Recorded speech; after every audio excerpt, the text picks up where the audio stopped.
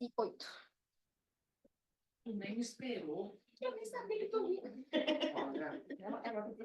Bom dia, pessoal.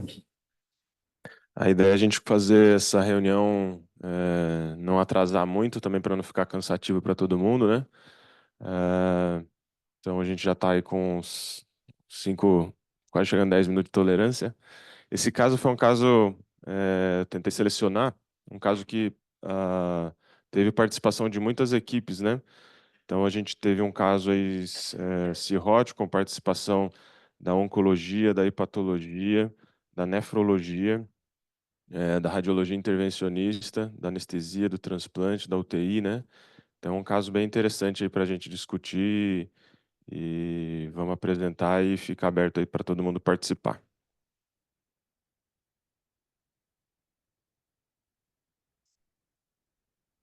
Bom, pessoal, bom dia. Então, vou trazer um pouquinho o caso. Acho que toda a equipe multi também vai lembrar desse paciente, né? Porque ele esteve bastante com a gente aqui no hospital e também em outras internações, tá bom? Se vocês quiserem parar um pouquinho aqui a apresentação para trazer algo, também fiquem à vontade, tá?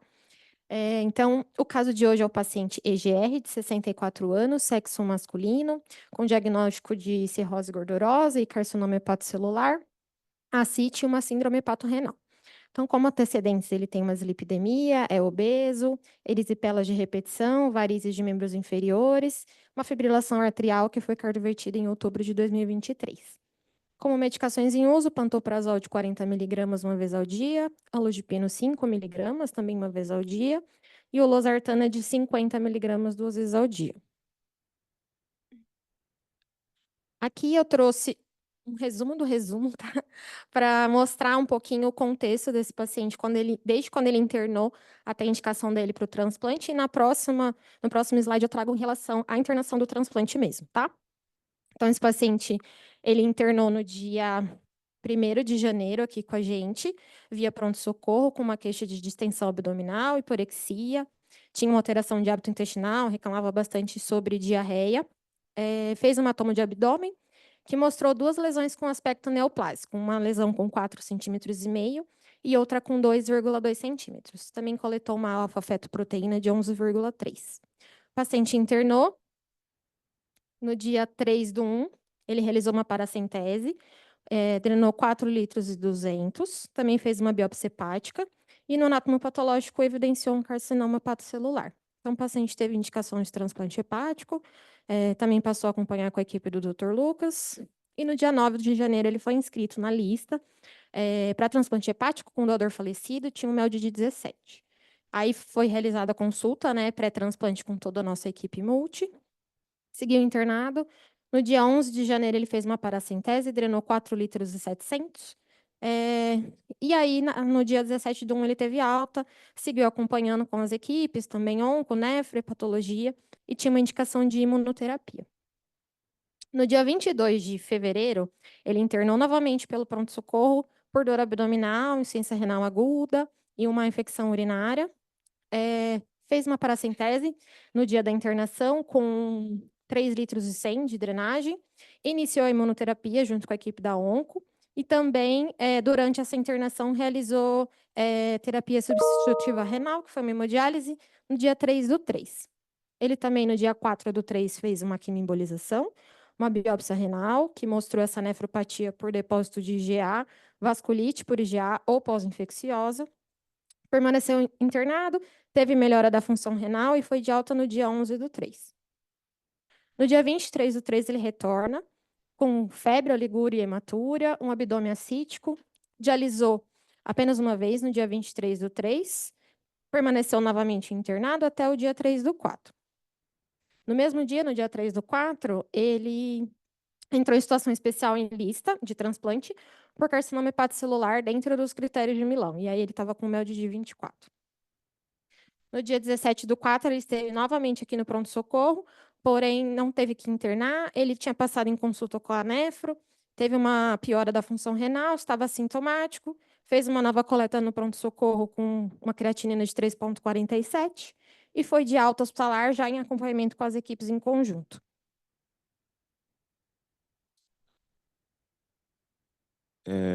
esse caso, então, bem interessante, né? Que ele chegou no pronto-socorro já com o diagnóstico ali do... Ele foi até, se eu não me engano, internado pela oncologia, com essas duas lesões, e para nós aí do transplante, da hepatologia, é uma indicação de uma situação fora do critério de Milão, né?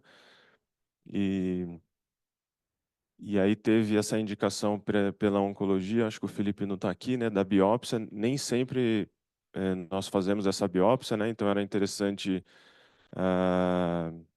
comentário da oncologia em relação à imunoterapia nesse paciente específico, né? Então, o paciente aí, Child B e C, com MELD que chegou ali a ficar 17, mas aí você vê que em 2 meses foi para 24.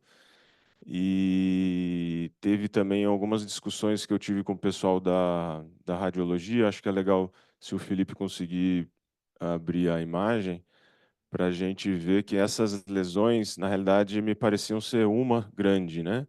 E ele fez o tratamento com a quimioembolização de uma lesão para a gente fazer esse down stage e ele entrar na lista. Então, na realidade, nesse momento inicial, ele não poderia entrar na lista, né, com doador falecido. E a gente tendo toda essa estrutura, né, do hospital, essa equipe toda, todo mundo trabalhando junto, a gente vê que em 2 meses e pouquinho o paciente já estava com a pontuação com o tratamento da embolização. Aí eu acho que o Adalberto está aí também para comentar do que eles comentaram. Eu acho que antes da gente prosseguir, se a gente falar então da imagem, Felipe, do Adalberto nesse momento, acho que era legal. Beleza, Lucas, bom dia. Quem está falando é o Felipe da Radiologia. Se eu puder compartilhar, eu só preciso que vocês parem de compartilhar a tela. Eu vou mostrar a imagem dele de apresentação e depois a gente pode até ver como é que ficou o aspecto pós-quimioembolização. Então, eu só preciso que parem de compartilhar a tela, que eu já compartilho aqui.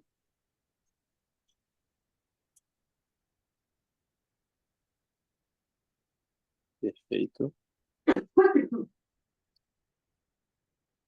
Compartilhar a minha tela. Quer comentar alguma coisa, Liz? Bom dia. Acho que o principal é isso, né? É um paciente que é um caso bem mostra a multidisciplinaridade aí que a gente tem com o CHC, né? Acho que o paciente internou sem critério, pelos critérios de Milão Brasil, então 3 lesões até 3 centímetros, ou uma de 5, ele extrapolava um pouquinho, porque Milão Brasil também só conta lesão maior que 2 centímetros, então por 2,2, né, Lucas? Na verdade, por 0,2, que ele não entrou em critério. E acho que aqui mostra o tratamento combinado. E a imuno, eu acho que com o advento aí da imunoterapia, a gente está cada vez atingindo um espaço diferente no tratamento do CHC. CHC ali que o Lucas falou de biópsia é o único tumor que a gente trata sem ter trata e lista, sem ter biópsia, pelos próprios critérios de wash-in e wash-out. E nesse caso, eu acho que muitas vezes também tem se biopsiado até para a gente conseguir a imunoterapia, né? E cada vez vai se discutir mais tratamento combinado. Tem o Emerald, né, Felipe? Aí é Adalberto e a questão de imuno até em BCLCA, BCLCB ali inicial. E toda a discussão que a gente tem de quando a gente suspender a imunoterapia para transplantar esse paciente, né? Acho que aqui foi muito bem feito. Suspendeu com um tempo hábil aí para o transplante e o paciente evoluiu muito bem, né? Um caso bem, bem bonito. E o dele teve o contexto da nefrologia. Maria Júlia quer comentar?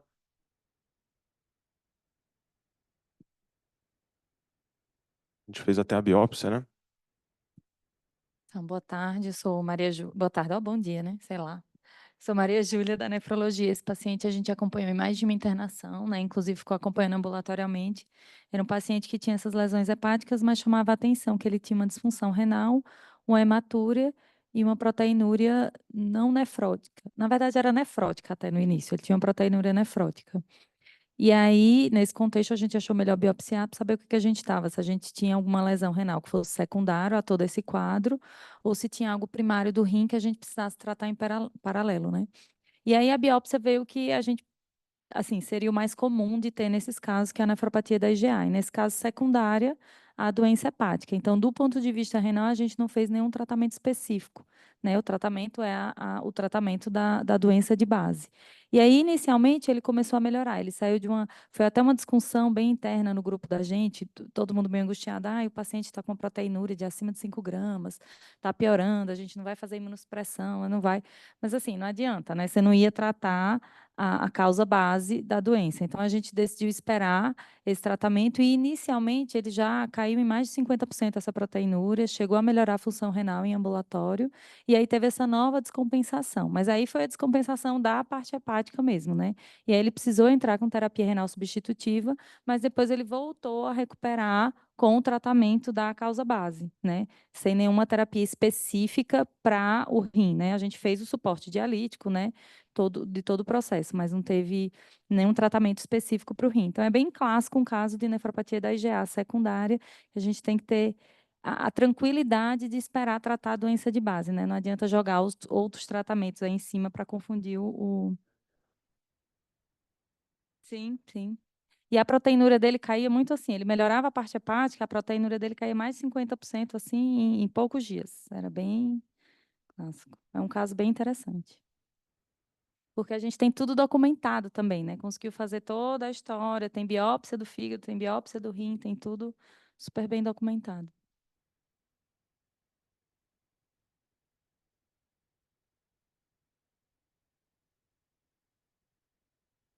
Felipe? Boa, Lucas. Então, estou mostrando aqui então a imagem que o paciente realizou no dia 1º de janeiro. É uma tomografia de abdômen, foi realizado o protocolo trifásico para avaliação hepática, né? Então, estou mostrando a fase portal, uma fase venosa do exame. E a gente consegue perceber que é um fígado com sinais de hepatopatia crônica, né? Com a redistribuição volumétrica, com aumento dos segmentos laterais do lobo esquerdo e caudado, os contornos serrilhados, alargamento das fissuras, ou seja, todo o pacote da hepatopatia crônica e a hipertensão portal, né? Com esplenomegalia, ascite, e colaterais hepáticas aqui, inclusive periesofágicas. Em termos de lesões focais, chamava-nos a atenção esta lesão aqui, bem no domus hepático, aqui no segmento 8, né? Então, vou abrir em paralelo aqui a fase portal, que eu estava mostrando, com uma fase arterial. A gente vê que é uma lesão que tinha áreas de hipervascularização, mas com aquele padrão em mosaico que também é típico do CHC, fazendo o fluxo rápido, o washout. Então, esse era um LIRAD 5, né? A gente está falando de uma lesão ali que, como o Lucas já falou, de algo como 4 centímetros, né? Aqui na minha medida, 4 e alguma coisa, cerca de 4,5 centímetros. E nessa avaliação, o colega até viu muito bem uma área hipovascularizada junto aqui da lesão dominante, que a gente não via bem na fase arterial, então não tinha um hiperrealce arterial, mas ele considerou também uma área suspeita aqui para carcinoma hepatocelular. Por isso, então, o relato inicial de 2 lesões, essa já é uma área menor ali, com algo como 2,5 centímetros, com uma certa proximidade com a lesão dominante, a lesão nodular mais claramente delimitada ali. Então, a gente tem claramente uma lesão com todas as características de carcinoma hepatocelular, um IRAD 5 nesse contexto de hepatopatia crônica, e essa outra área é uma área indeterminada, mas que pelo fluxo rápido também é uma área suspeita, que a gente poderia discutir se a gente chamaria isso de um IRADS 4 ou até mesmo se a gente pudesse dar um downgrade por não ver bem ela em outras fases, talvez mudar para um IRADS 3. Aí nesse meio do caminho, Lucas, ele faz uma ressonância magnética, acho que eu posso mostrar também, né, para a gente ver que Essa ressonância ela entrou realmente nessa discussão, porque a gente até eu discuti com o pessoal de vocês, agora eu não lembro com quem específico foi. Acho que foi com o Patrick mesmo. Tinha uma descrição que falava de um nódulo só, e a gente discutiu esse caso até no tumor board da oncologia, e acho que foi você que viu uma imagem, acho que foi da toma inicial, e a gente ficou na dúvida se era uma lesão ou duas. Aí depois na discussão parecia como se fosse uma lesão mesmo, né? E uma coisa interessante, até que a Lisa comentou, o que a gente tem na norma técnica hoje publicado sobre o hepatocarcinoma para pontuação, não é obrigatório o exame trifásico, igual você está comentando, né? É autorizado o paciente entrar com a biópsia, o anatomopatológico, só que tem que estar dentro dos critérios de Milão Brasil, ou 2 exames de imagem mostrando as características, né, pode ser a tomografia ou a ressonância, não necessariamente ele trifásico, e também pode ser combinado o exame de imagem com o valor da alfa-fetoproteína, né? Ela tem que estar acima de 200 e tem que estar menor do que 1.000 para o paciente conseguir ganhar essa pontuação de situação especial, né?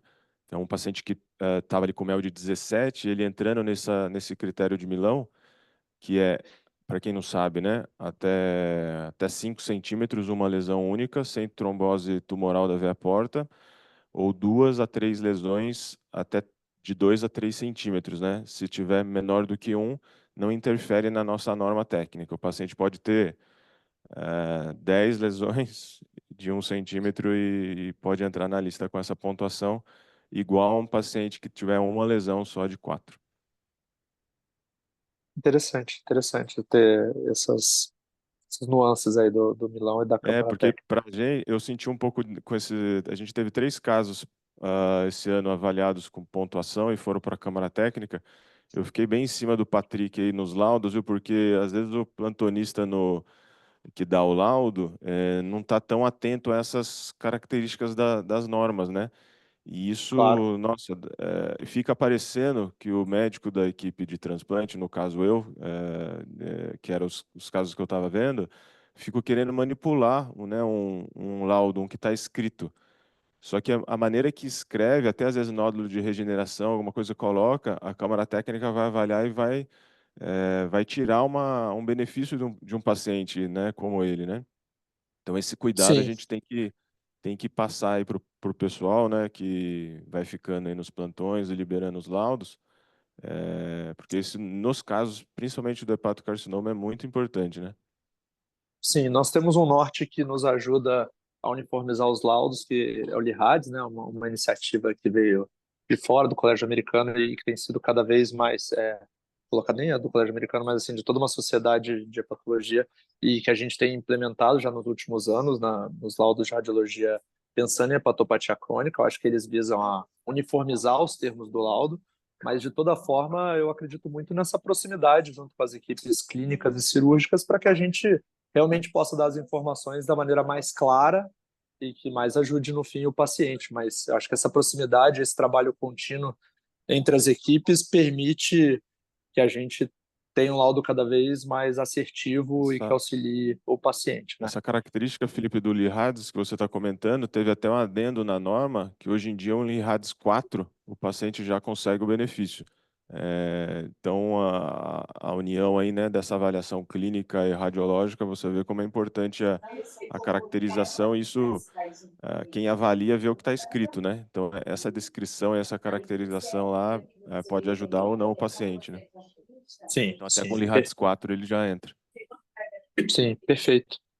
Bom, mostrando aqui só a ressonância, até a título ilustrativo, né, a gente vê que aquela lesão mais bem delimitada, ela tem as características de um carcinoma hepatocelular, né? O hiperrealce arterial, o fluxo rápido, até um esboço de uma cápsula aqui na fase portal. Essa foi uma ressonância realizada com gadolínio, né? A gente não utilizou o Primovich nesse caso. Então, essa aqui meio que não tinha dúvida, isso era um LIHAD 5. Aquela outra área que eu mencionei, que na tomo realmente, a gente viu uma área de hiporrealce na fase portal, que até esboçava um washout. A gente não a vê bem aqui na ressonância, com a única ressalva aqui, que essa ressonância acabou tendo um artefato, que vocês estão vendo essa área preta aqui. Provavelmente esse paciente, por condição clínica, ele teve que fazer com o braço para baixo e devia ter algum acesso aqui que gerou um artefato que atrapalhou um pouco. Entretanto, a gente consegue ver aquela área em que via aquele hiporreal sinatomo e isso não se confirmou na ressonância. Então, por isso que eu acho que aquela segunda lesão focal ficou, de certa forma, não sei como que vocês manejaram no fim isso, Lucas, mas realmente na ressonância o que dá para dizer mesmo é aquela lesão dominante de 4,5 centímetros, com características de LIHAD 5. Aí a próxima imagem que eu vou ter já é após uma embolização. Não sei se você quer que eu já mostre ou se você quer discutir alguma coisa antes. Acho que será que o Adalberto vai querer comentar da embolização? Se ele comentasse antes, Adalberto? Legal, obrigado. Tudo bem, Lucas? Tudo bem? Como é que vocês estão Tudo aí? bem, bom dia. Bom dia. A radioembolização é um tratamento que a gente faz principalmente com esses pacientes que estão em critérios de transplante no intuito ou de downstage ou de manter esses pacientes em fila, né? E uma coisa muito interessante desse paciente é que ele tinha essas duas lesões e essa lesão, a de 2 centímetros, era muito limítrofe, né? E até a partir de 2006, se não me engano, no Brasil a gente considera nódulos para critérios de transplante a partir de 2 centímetros, não é isso, Lucas? Perfeito. Então, quando a gente vai fazer esses tratamentos de bridging, né, e de downstage para esses pacientes que estão em vista, a gente toma muito cuidado, principalmente com a quimioembolização, de não reduzir esses nódulos a ponto de tirar o paciente da fila de transplante. Então, o paciente, a gente teve um belo resultado naquela lesão maior e tivemos muito cuidado de realmente não tirar, por exemplo, a outra lesão, porque eles contam como apenas a área viável da lesão, né? Em reduções muito agressivas, eventualmente a gente pode acabar tirando esse paciente da lista de transplante, né? Então, foi um dos cuidados que a gente teve nesse caso, que foi bastante interessante aí ver o resultado final com todas as equipes. Muito bom.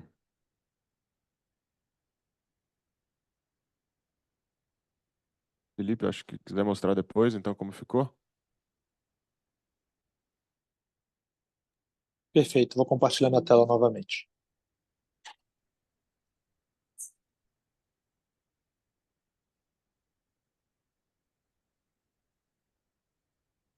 Então, agora, esse é um exame de março, 27 de março, é um exame já após o tratamento com a quimioembolização. Basicamente, eu estou mostrando aqui as 4 fases, né? A gente fez também um protocolo trifásico, esse é um exame de tomografia. Então, a gente vê que a área tratada, a gente continua vendo a lesão hipoatenuante ali, algum tanto quanto heterogênea. É frequente a gente ver por vezes esse sinal mais essa atenuação maior, que às vezes representa um componente hemático de uma necrose, às vezes coagulativa. E é importante a gente ter como que é o aspecto do pré-contraste, para a gente entender no pós-contraste se há alguma área de realce ou se, na verdade, ela já era hiperatenuante na fase pré-contraste. Então, assim, basicamente, o que a gente vê nas fases pós-contraste é que a lesão ela está hipoatenuante, um tanto quanto homogênea, com a única ressalva dessa área mais central, mais hiperatenuante, que a gente viu que isso já havia na fase pré-contraste, então isso não é realce verdadeiro. Então a lesão ficou toda homogênea e a gente não consegue identificar nenhuma área nodular de realce, nenhuma área suspeita. Então, realmente, foi uma quimioembolização com um aspecto muito satisfatório, né? Inclusive, existe uma classificação do LIHADS para lesões tratadas, a gente usa LIHADS TR relacionado a lesões tratadas, então isso foi considerado como um LIHADS TR não viável, ou seja, sem áreas viáveis nessa lesão dominante ali do segmento 8. É natural, às vezes, até que o tamanho da área tratada, principalmente quando a gente estiver falando de ablação, as lesões fiquem, inclusive, maiores por causa da área ablada. Como é uma quimioembolização, isso não é frequentemente observado, então a lesão persiste, a área tratada com seus 4,5 centímetros, mas sem nenhuma área de lesão viável. Então, isso foi considerado um LIHADS TR não viável. Na tomografia, assim como nos exames iniciais, a gente ainda via aquela área hipoatenuante, que só é vista nas fases mais tardias, adjacente ali. Então, essa área realmente se manteve o aspecto, então, essa área manteve um aspecto muito semelhante ao que tínhamos nos exames iniciais, mas aquela lesão dominante ficou como um LIHADS TR não viável. E sem novas lesões, com o sistema porta todo pérmeo. São esses os achados.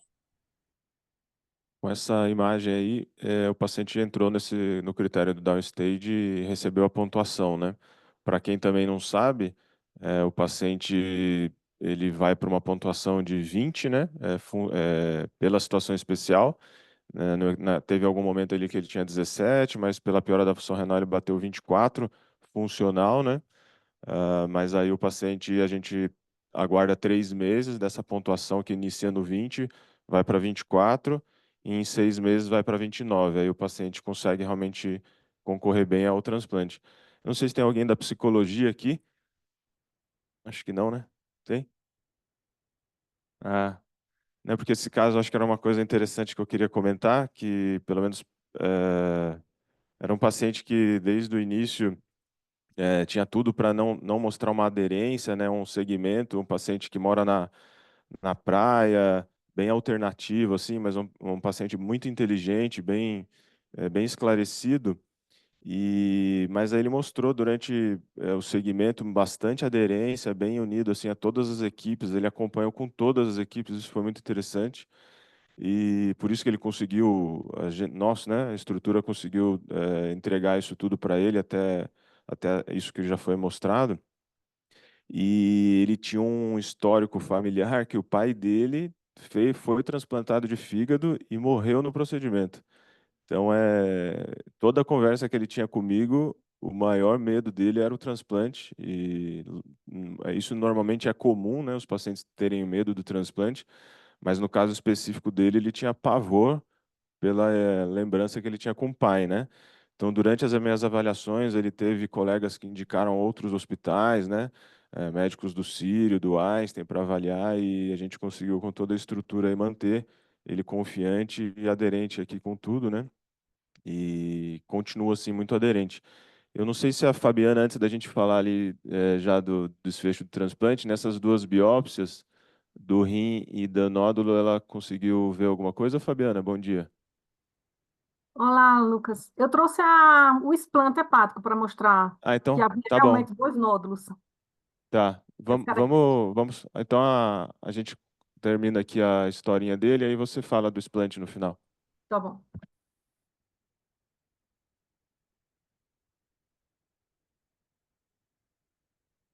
Mas realmente a biópsia do rim foi compatível com o que a Maria Júlia comentou, né? E também tinha um aspecto de ter alguma coisa relacionada com infecção também, que ele teve no momento uma infecção urinária, né? Que foi tratada em uma dessas internações de descompensação pior dele.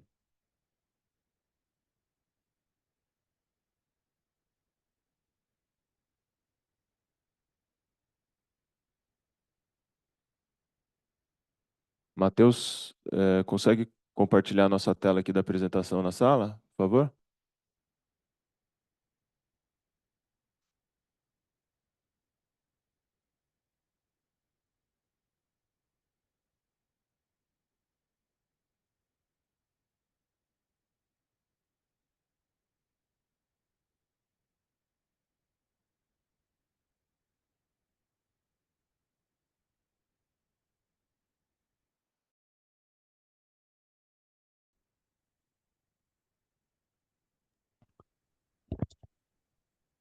Só um minuto só.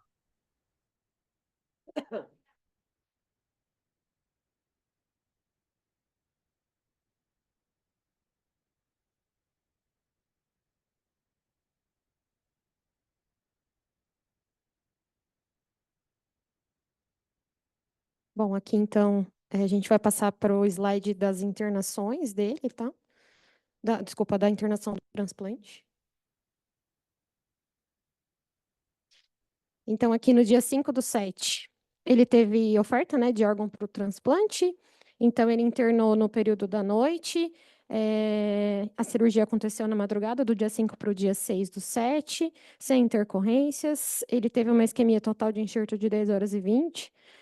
Até a gente comentou ontem, né, doutor Lucas, que o paciente, ele também tinha essa questão de, tipo, ir para a praia, né? O doutor tinha pedido para ele ficar em São Paulo, ele teve a oferta do órgão.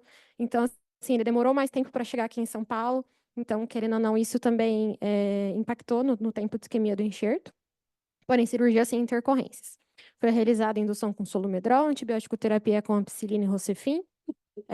No pós-operatório foi feito, no dia 6, né, à tarde, foi feito um Doppler hepático sem alterações. E ele foi estubado no período da tarde também, desmamou droga, noradrenalina, desculpa. Evoluiu bem e foi de alta, né, para a unidade de internação no A5 no dia 8/7. No dia 11/7, seguiu, né, no quarto, foi retirado dreno abdominal, ferida operatória com bom aspecto, foi solicitada novamente a avaliação da néfro, né, por descompensação da parte glomerular. No dia 12/7, ele também teve piora dos exames, então uma suspeita de rejeição. Iniciou uma pulsoterapia por 3 dias. Aqui ao lado eu trouxe pouquinho em relação aos exames. Então, uma bilirrubina total de 2,85, fosfatase sacarina de 2,41, gama GT de 6,57, TJGP também alterados. Iniciou essa pulsoterapia por 3 dias, então 12, 13 e 14 dos 7. E foi avaliado pela nefro também, que pesquisou anemia, fez solicitação de exames, controle de diurese e peso, manteve o uso de albumina e furosemida e também iniciou eritropoetina. No dia 14 do 7 também iniciou o uso de diltiazem. A nefrologia seguiu com conduta conservadora, foi evoluindo com estabilidade da função renal e hepática, fez um novo Doppler hepático também sem alterações, estava em uso de Bactrim. No dia 21 do 7, recebeu um concentrado de hemácias por um HB de 7,3. O Bactrim foi suspenso por uma hipernatremia, foi evoluindo bem. Em 23 do 7 teve alta hospitalar e seguiu em acompanhamento em conjunto com as equipes. Eu acho que o interessante desse caso também, nessa evolução que a Mariana comentou, é o peso dele, né? Um paciente bem obeso, e a gente demorou um pouco, na realidade, coloca ali, né? É uma suspeita de rejeição, ou a gente fala também a falta da imunossupressão, né? Então, apesar da gente ter corrido atrás ali com a indução, né? Com corticoide na fase anepática, tem todo o escalonamento do corticoide, o tacrolimus, o inibidor de calcineurina, nós iniciamos bem precoce também, o paciente já estubado já inicia, mas acredito que pelo peso ele demorou muito a fazer nível sérico, e o início do diltiazem, para quem também não tem esse contato, ele faz um sinergismo positivo e a gente consegue fazer um nível do tacrolimus ideal para a gente. Então, conseguimos equilibrar ali o nível da imunossupressão dele quando associamos o diltiazem e esse novo pulso de corticoide, né? Então, ele teve também durante essa internação, até que com poucos dias, parecia não evoluir com uma disfunção renal no pós-transplante, que eu imaginei que, certeza que ele ia cair na diálise. Até demoramos alguns dias, não sei se a Maria Júlia quer comentar alguma coisa. E a gente comentou aqui também, Felipe, sobre a imunoterapia deles, se você quiser comentar alguma coisa também. Eu acho que esse é um dos grandes dilemas que a oncologia clínica vai ter que enfrentar nos pacientes oncológicos, principalmente de HCC, né? Porque, classicamente, esses pacientes eram manejados com TKIs, né? Que são os inibidores de tirosina cinase, sorafenib e, mais tarde, com dados do estudo Reflect, com o lenvatinib em primeira linha. Os TKIs, embora eles sejam melhores do que quimioterapia padrão, eles ainda têm resultados muito modestos, tanto do ponto de vista de taxa de resposta, quanto de sobrevida livre de progressão de doença e tanto de tolerabilidade em pacientes cirróticos graves, que habitualmente são aqueles que vão indo no caminho do transplante. E a revolução que envolveu o tratamento desse paciente foi a chegada da imunoterapia dos inibidores do anti-PDL1, ou com antiangiogênico, ou com anti-CTLA-4. A questão é que estes pacientes podem transplantar ou não? Essa é a dúvida que nós temos, porque cada vez mais a gente chega em pacientes que a gente sabe que tem potencial de conversão, ou aquele paciente que a gente sabe que vai perder critério de Milão até chegar ao fígado por causa da demora da filha, por causa da agressividade da doença. Então, esse é o doente que você quer oferecer imunoterapia para ele. Então, esse é um dilema que a gente vai ter que enfrentar. Eu não acho que vai existir nenhum estudo randomizado dando essa resposta. Acho que ninguém vai desenhar esse estudo. Mas o que parece ser mais ou menos um consenso que vai se construindo é que você parar o anti-PDL1 um mês antes do período esperado para a chegada do enxerto parece ser razoável do ponto de vista de tolerância, até porque os anti-PDL1, de uma forma geral, respondem razoavelmente bem a pulsos de corticoterapia. Então, eu particularmente na minha prática não tenho deixado de indicar imunoterapia quando o paciente tem medicação de transplante, principalmente se ele está longe do órgão ainda, né? Então, se ele está longe na fila, não encaro isso com muito problema. Agora, tem colegas, né, colegas oncologistas mais conservadores que falam, não, se o camarada ele é candidato a transplante, ele vai tomar lenvatinib em primeira linha, está aprovado, está no rol, até o fígado dele chegar. Me parece uma conduta conservadora, ok, mas, de novo, a gente tem que pensar que o melhor tratamento que existe para o paciente com hepatocarcinoma é o transplante. Então, talvez agora com ferramentas mais poderosas, a gente queira levar pacientes que não eram transplantáveis para transplante. E nós vamos ter que fazer isso com imunoterapia, correndo todos os riscos inerentes à técnica, né? E esse caso foi bem, só para dar esse testemunho físico do que a gente fez. Né, associado com a quimioembolização também, né? Maria Júlia, quer comentar? Ele foi um paciente que surpreendeu pós-transplante, pelo menos para a gente. Assim, ele recebeu alta da UTI muito rápido, né? Com poucos dias ele já estava no.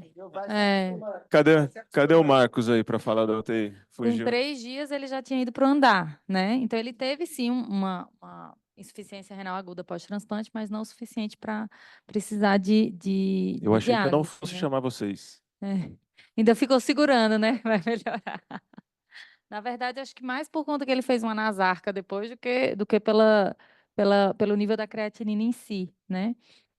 Eu acho que assim, pós-transplante hepático, a gente tem alguns fatores que podem influenciar na disfunção renal, né? Tem a questão da instabilidade hemodinâmica, infecções pós, o uso do imunossupressor, às vezes o nível sérico que faz muito alto. Então, apesar da gente usar também inibidor de calcineurina para transplante renal, a gente sabe que numa dose muito alta eles são nefrotóxicos, né? E ele, na verdade, evoluiu com níveis até mais baixos. Acho que ele nem fez aquele nível inicial que poderia dar uma descompensada ali também. Evolui muito bem do ponto de vista hemodinâmico e infeccioso também. Acho que tudo isso contribuiu, né? A gente só achou que, como ele foi tão bem, a gente ficou tão empolgado que ele ia melhorar mais rápido depois, né? E aí ele melhorou, mas ficou estagnado ali. Talvez por ele ter esse componente que já vinha antes, né? Teve, acho que, toxicidade medicamentosa antes e tudo, ele ficou ali no basal. Eu estava até tentando descobrir os últimos exames dele aqui. Ele foi para o transplante com 2 de creatina. Exato. Aí ele subiu para uns 3,5 ali. Depois É. ele recebeu alta com 2,3. Mas eu estou vendo aqui um Não, e exame no novo. pré-transplante, né? Ele chegou a fazer uma internação com Então, bastante TERL, né? E depois chegou outra internação com diálise. Então, na minha cabeça, ele...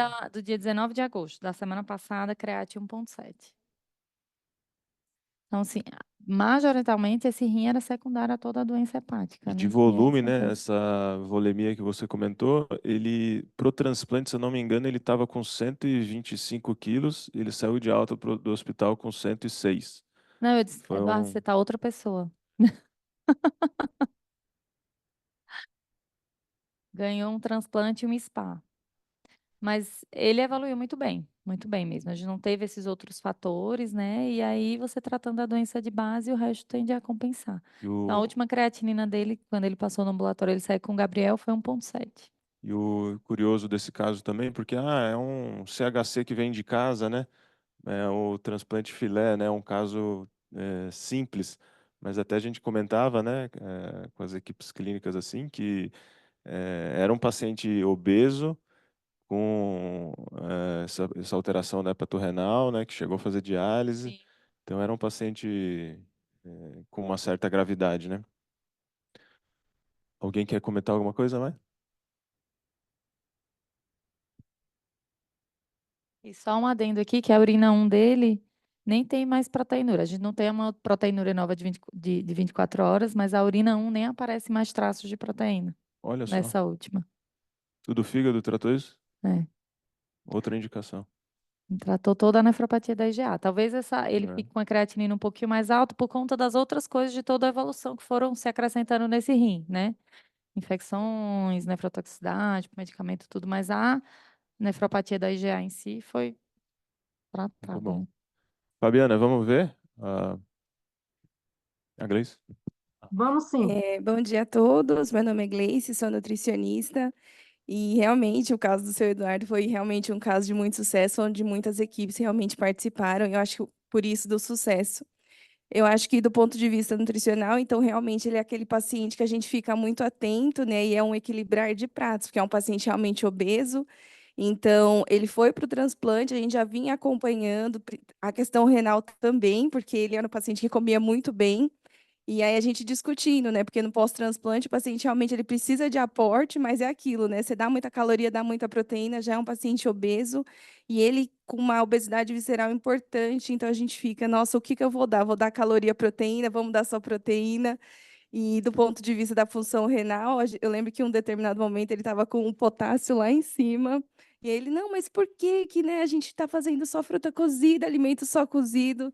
E aí, realmente, ele foi aderente, né, embora tinha essas questões, mas é isso, né, o paciente realmente que quando a gente vai no detalhe, é importante, né, a gente sempre está discutindo, porque não é simplesmente de que forma que você vai nutrir esse doente, não é só dar caloria, porque senão também você pode aí aumentar o peso dele do ponto de vista de realmente gordura corporal e não muscular. Então, da nossa parte, foi muito legal, porque foi possível a gente discutir com todas as equipes e realmente a gente ter um bom desfecho. E realmente essa perda de peso foi acompanhada. A gente fez bioimpedância justamente para ver se o paciente não estava perdendo musculatura, porque era importante ele perder peso, mas não músculo. Então a gente conseguiu também fazer esse acompanhamento no detalhe pela bioimpedância e a gente evidenciou a perda de gordura. Isso é curioso no NASH, né? Que normalmente a gente vê os pacientes na lista, até a Lisa estava comentando, a gente vê o mais habitual são os desnutridos, né? Exato. E o NASH, ele confunde bastante. Ah, esse paciente ele é obeso, mas ele continua sendo desnutrido. Quando a gente vai ver as Exatamente. musculaturas dele, é um paciente desnutrido. Ele só tem gordura, né? E líquido, né? Esse Exato. peso que ele perdeu na internação foi de volume. Não foi que ele fez uma bariátrica ali com transplante, né? Então é muito comum a gente ver um paciente obeso, a gente está fazendo às vezes a incisão, são centímetros de gordura, você chega, ele não tem músculo. E eu acho que, assim, para contribuir também, eu acho que o fato da gente ter conseguido adquirir a bioimpedância tetrapolar, ela veio para contribuir realmente no atendimento, porque a gente consegue fazer realmente essa avaliação no detalhe, porque hoje o que a gente vê realmente é uma epidemia de obesidade dos pacientes que são obesos sarcopênicos, onde você tem realmente muita gordura e você não tem quase nada de músculo. Então, muitas vezes fala assim, não, mas eu não preciso nutrir esse paciente. Então, pera, vamos entender de que forma que vai nutrir, porque realmente tem esse fator de sarcopenia que o paciente realmente tem um prognóstico que quanto mais desnutrido, o prognóstico é mais desfavorável.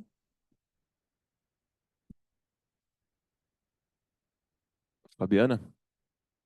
Acho que tem que compartilhar.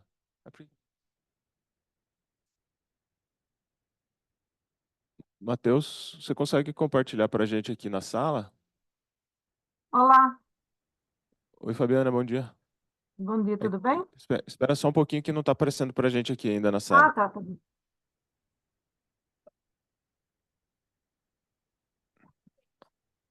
Consegue aumentar, Matheus, a tela dela? Aí, agora sim. Perfeito, Fabiana. Tá joia. Então, aqui, essa primeira imagem é um nódulo menor, que media cerca de 3 centímetros. Aqui do lado direito, a gente vê um fígado de aspecto cirrótico, e aqui esse é um nódulo menor, que tem um aspecto meio, com padrão mais ou menos multinodular, com septos fibrosos de permeio. Aqui no maior aumento, nós vemos que há esses septos fibrosos de permeio e essas áreas mais celulares. Então, em boa parte da lesão havia aspecto de esteatose e balanização. Aqui no maior aumento,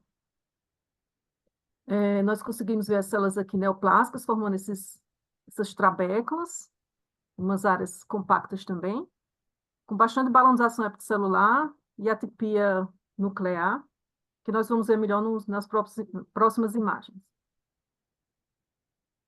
Aqui mostrando um aspecto que lembra o padrão de esteatopatítico, né? Um subtipo do carcinoma epicelular. Então, aqui nós vemos a fibrose, que circundava as trabéculas e às vezes também pericelular. Balanização das células neoplásicas, uma atipia bem significativa e muitos corpúsculos de Mallory Denk. Então, esse padrão de esteatohepatítico, ele ocorre muito em pacientes que têm de doença de base a esteatopatite, por síndrome metabólica, e também por etiologia alcoólica, mas também ocorre em outras situações também, pacientes com vírus C e outras etiologias também. Mas tem uma tendência a ocorrer maior, ocorrer principalmente com padrão de esteatopatite, por síndrome metabólica, por álcool ou por ambos juntos. Aqui novamente, mostrando áreas com balanização intensa, atipia nuclear, muitos corpúsculos de Mallory Denk. Aqui uns vasos pequenos, né, mostrando que há umas pequenas arteríolas, mostrando que a lesão é hipervascularizada. Aqui nessa área tem, mostrando a fibrose, um componente de inflamação entre as células. Aqui trabéculas e áreas esboçando pseudoácidos e bastante atipia nuclear também. Então, era um carcinoma pouco diferenciado. O nódulo menor era pouco diferenciado e tinha um padrão do subtipo esteatohepatítico, que ele tem um prognóstico igual ao carcinoma epicelular convencional. Aqui mostrando Essa uma área que você célula... está comentando, Fabiana, é a área já do nódulo tratado ou daquele Não, outro é do nódulo nódulo menor, que não é tratado. do menor? Aham. Isso. Ele, na verdade, ele tem um pouquinho de necrose mínima, assim, tipo menor que 10%. Nesse menor também? Isso, mínima. Mas acabei sem mostrar aqui na foto. Aqui tem arteríolas, atipias bizarras aqui, mostrando trabéculos e aqui pseudoácidos. E aqui, assim, na verdade, tinha uma necrose bem mínima junto do tumor, que, na verdade, eu acabei sem fotografar. E aqui, mostrando na periferia dele, mostrando um pouquinho de necrose com partículas da quimioembolização. Agora, esse aqui era um nódulo maior, de 4 centímetros, e tem necrose extensa. Assim, aqui é uma das fatias, né? Ele não cabia todo nessa imagem, claro. E na periferia a gente via um componentezinho residual de carcinoma epitecelular, que ele tem um padrão morfológico bem diferente do outro. Então, ou seja, ajuda a comprovar que eram lesões realmente separadas, bem diferentes uma da outra. Aqui mostrando necrose coagulativa extensa e partículas aqui da quimioembolização. Aqui novamente, essas partículas e a necrose, o aspecto de fantasma, né, da necrose coagulativa. Aqui novamente, mostrando mais efeito da quimioembolização. E aqui ao redor, na verdade, parece até atipia, mas na verdade é uma reação osteocitária bem evidente, formando até umas paliçadas. Então, a reação granulomatosa. E aqui tem depósito de hemosiderina, fibrose. Aqui necrose, e aqui também tem necrose. E aqui mostrando já a transição com a área residual de carcinoma epicelular. Então, aqui a gente vê que as trabéculas eram delicadas e finas. Aqui são depósitos de hemosiderina aqui na periferia e fibrose. Ó, bem bonitinho esse carcinoma aqui, o que sobrou, né? Na verdade, pode ter... No restante do tumor, provavelmente tem uma atipia maior. Mas a parte que sobrou era um carcinoma bem diferenciado, grau 1. Aqui arteríolas, para mostrar que também era outra arteríola aqui, mostrando que era hipervascularizado. As trabéculas bem delicadas. Atipia mínima. Aqui, atipia mínima. Aqui uma figura de mitose. Então, esse aqui, o que sobrou dele era um carcinoma epitecelular, tipo, mais ou menos 20% mais ou menos de resíduo, e do tipo convencional, bem diferenciado. Aqui já nós vemos aqui a parte do fígado cirrótico, né, com um padrão misto, macro e microtrabecular, aqui mostrando os nódulos bem delimitados por fibrose, inflamação nos septos, principalmente. Aqui novamente mostrando a inflamação e aqui umas áreas de esteatose, que nós vamos ver melhor também, mais adiante. Aqui mostrando que havia áreas com bilirrubinostase, atipias nucleares, pseudoinclusões. Então, também no parênquima havia essas atipias com aspecto de alteração de grandes células, que a gente às vezes encontra nos fígados cirróticos. Balanização também, corpúsculos de Mallory Denk. inflamação mista. Aqui a periferia de um septo. Então, tem um padrão bem de esteatohepatite, que na verdade, tipo síndrome metabólica, ou de etiologia alcoólica, ou de ambas. Então, para a gente fica semelhante o aspecto. Esse aqui é bem florido, então, tipo assim, se alguém falasse que tinha participação de álcool, eu acreditaria totalmente. Mas daí vai depender da história, claro. Ele confirmava que não fazia mais uso, né? Tá, mas já teve então, no passado. Sim, para trás sim. Tá. Hum, Mas aqui foi mostrando incluído na também. lista pela esteatohepatite mesmo. Uhum. Então, aqui mostrando áreas de esteatose, inflamação. Aqui só para mostrar a balanização com corpúsculos de Marudenck, aqui mais balanização. E aqui no maior aumento mostrando os corpúsculos de dengue, ou de corpúsculos de Marudenck mais bem formados, e a balanização também. Só confirmando que tem um padrão de esteatohepatítico na cirrose.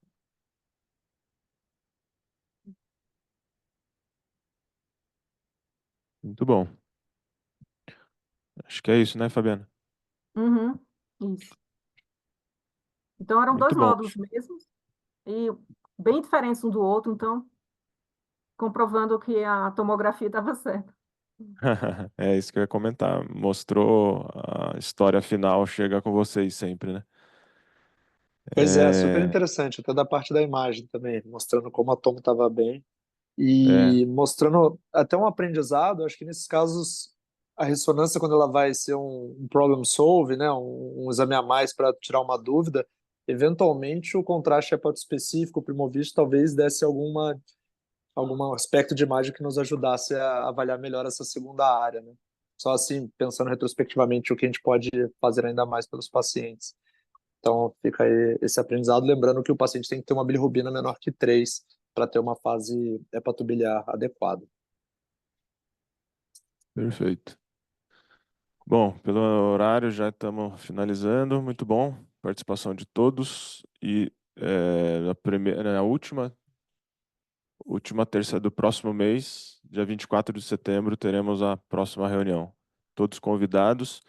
Quem tiver casos para discutir, fora do grupo, fora do hospital também, ou casos para discutir, trazer casos novos, então sempre serão bem-vindos.